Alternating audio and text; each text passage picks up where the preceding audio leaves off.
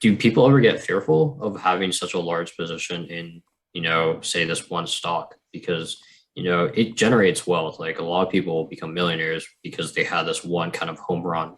Yep. But if that home run disappears, it kind of could massively affect their financial plan. Yeah.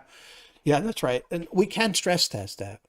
We can take their financial plan, find their probability of success in the current situation, and then we can go into the stress testing section and say, hey, what if that one concentrated position dropped in half or disappeared?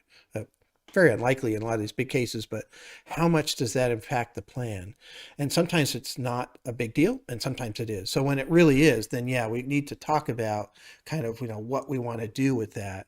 And it's this balance. I mean, I've had clients that had like $500,000 worth of one of the biggest tech companies here that's now worth $6 million, and all the way along, advisors have been coming in telling that person to sell, sell, sell, sell, and so and good thing they didn't. I mean, it created a whole different scenario for them in terms of that wealth. Um, but maybe at some point in time, you'd pick a point and say, okay, this dollar amount is enough. I still at 5 million in that case.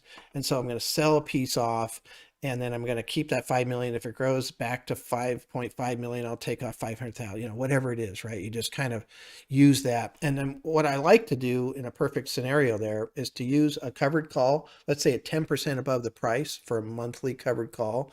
So if the price goes up 10%, it would sell, which we want to do anyway because it's extra.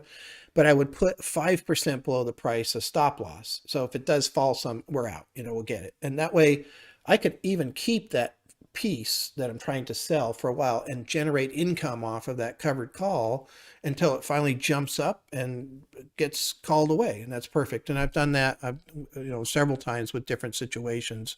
And that's one of my favorite ways of kind of selling off the fruit, so to speak, off that fruit tree is that concept. And I think, because it generates an income, allows you to keep that fruit piece for even longer.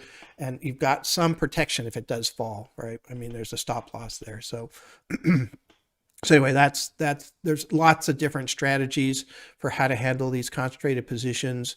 I think it's a really important component. I personally don't believe, unless the company is falling apart, that you should be selling these off just because some advisor tells you that it's a good idea to diversify. Um, Obviously, if it's your only holding, you need to do something, but that's not usually what I see. People usually have their company stock and maybe a 401k. So there is some other assets that we can diversify. And obviously they have a house, that they're living in here, which could be, pretty valuable. So yeah, interesting area.